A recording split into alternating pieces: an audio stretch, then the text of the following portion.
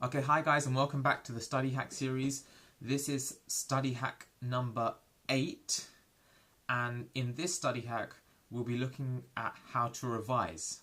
So we know how we're going to do it in terms of hourly chunks, and we know we're going to be free from distractions and where to do it. And now we're going to actually look at how to revise. What techniques should be used, or what's the main technique that should be used to revise. Okay, and that's the one that I used, and it really helped me so much.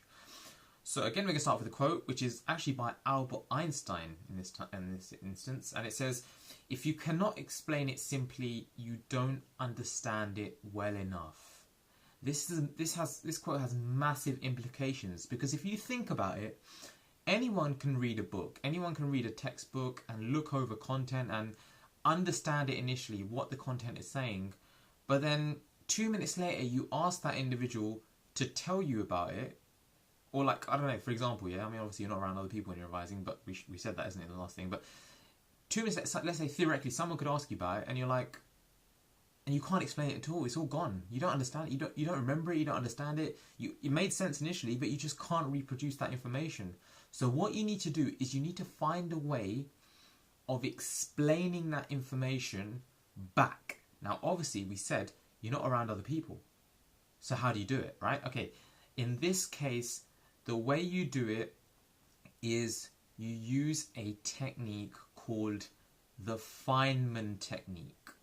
Okay, now the Feynman technique is so powerful, and obviously I'm going to share to you the variation I used of it, because exactly it has a few extra details where you can talk to yourself and create analogies, but I'm going to share with you the way that I used it to absolutely improve my grades a lot. Now I didn't know it was the Feynman technique. I just used the technique. I didn't know what it was called at the time, but obviously now, having looked over techniques and stuff, I know that it's actually the Feynman technique. So essentially what you do is, the first step is you get something called your source material. Okay, so let's say you've got your textbook. Let's say you've got your biology textbook. Okay, and you just read over, let's say, the first paragraph in that textbook. Okay, and it sort of makes sense. Now, obviously you're reading it, you're understanding what's going on. Now, what you then need to do after you've read it is you need to cover that textbook, okay, with something, or close the textbook. Okay, then what you have to do is you have to write out that entire paragraph that you just read, but you can do it for 2 paragraphs, 3 paragraphs, it doesn't matter how long the text is, but you have to write out what you've just read in your own words. Okay, so basically not write out exactly as it was in the textbook, which is pretty difficult to do anyway. So you just write out what you've read in your own words. Okay, so in other words, that's the writing part. So after you've read it, you cover it, you close the textbook, then you write it. Then what you do is you need to see how well you've written it, how well you've understood it. So what you do then is you compare. You open the textbook back again, or remove the covering, and you see how well is what I've written, how well does it compare to the actual content from the textbook. Have I missed anything out? Have I explained something? Have you used the wrong terminology? Have I explained it in the wrong way? Have I misunderstood it? And you see where your gaps are. You see where you've gone wrong. And then what you do is you remember where you've gone wrong. Okay? In other words, you remember how you've got that part, what you've written, or how you've explained it. Again, going back to the quote. How is what you've explained different from the textbook? And then what you do is you cover it again, and you write it out again. This time you remember using what you remembered about the mistakes that you made, or the comparison, and you write it out again. Okay, and then hopefully the second time, or maybe third time, or fourth time of doing it, you've got it exactly right. So you keep comparing, and you keep repeating that process where you read, cover, write, compare, and then try again, and repeat that whole process until you've pretty much got the content perfect. In other words, you've explained it pretty much all correct. You haven't missed anything out, you haven't got any terminology wrong, you understand it fully.